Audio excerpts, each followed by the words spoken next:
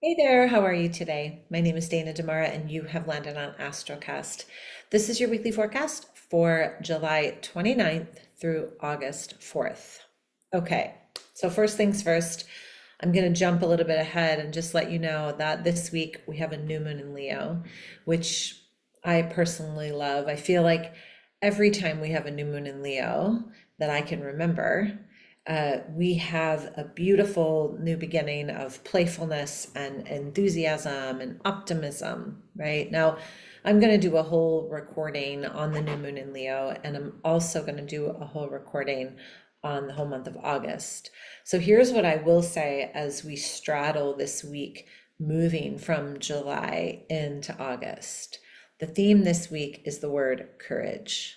Okay, now I don't want to give too much away because then you won't watch the August forecast. But what I will say is that we're moving toward a new moon, which, as you know, if you've been paying attention, is that 2 or 3 days prior to the new moon and 2 or 3 days after the new moon is really when the energy is most potent. Okay, so this energy that we're moving toward is ushering in new things. Now, with this theme of courage, okay, the theme is courage this week.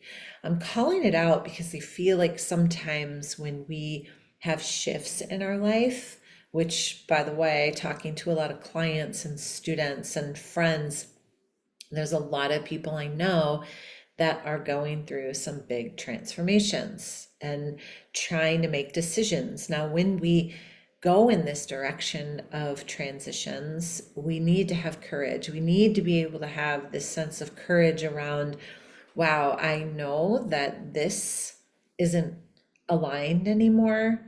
I know what I do want, but it's not quite made itself known yet. So being in the in-between stage can be challenging. And this week we have Venus squaring Uranus. Okay, that's going to start off the energy that will invoke the new moon. And when any planet squares another planet, it creates tension, right? Venus is about finances, love, money, abundance. Uranus is about unexpected shifts. So, right before around the 31st of July, Venus will square Uranus and it'll last for a few days, overlapping the new moon in Leo. When this happens, truly, it's like you can feel excited about something, but you're not quite sure how it's showing up, or it might just bam show up in your life.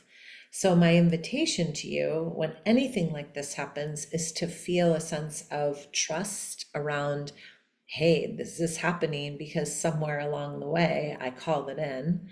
And two, I have the courage and the resources to just step into this, even if it's not fully made itself clear, even if everything isn't fully known and articulated. Okay. And then we have the new moon on Saturday, the 3rd, which is absolutely beautiful. Again, I'll do a whole report around that. And then again, toward the end of the week, just after the new moon, two things. One is we'll have Mercury going into retrograde. Now, we all know about Mercury in retrograde, okay? But what I want you to come to understanding, I guess, about any planet in retrograde, but especially Mercury, since it happens most often, is that whenever a planet goes retrograde, it's because it's asking you to slow down and hone in on its essence. Okay. And the essence of Mercury is communication. So it just means to slow down a little bit, right? Like cross your T's, dot your I's, slow down. And Venus will quincunx Neptune. Okay, now a quincunx is it's positive. It's a positive aspect between two planets. And again, remember Venus is finances, love, money, abundance, relationship. Okay, so when we have an imbalance in a relationship, what this will do, this transit, it will do one of two things. It will bring it to light, or it's going to create an illusion for you. So we need to be mindful about what's true for us, which again takes a lot of courage, right? So maybe this week, give yourself some time to drop into what scares you. Drop into where you feel uncomfortable. Drop into maybe something going on in your life that's unknown, and ask yourself, what if?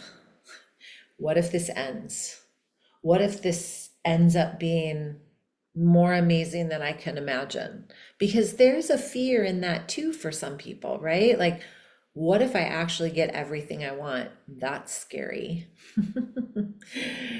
So I hope this helps you. Please reach out to me if you want your chart read or if you want more information around the astrology.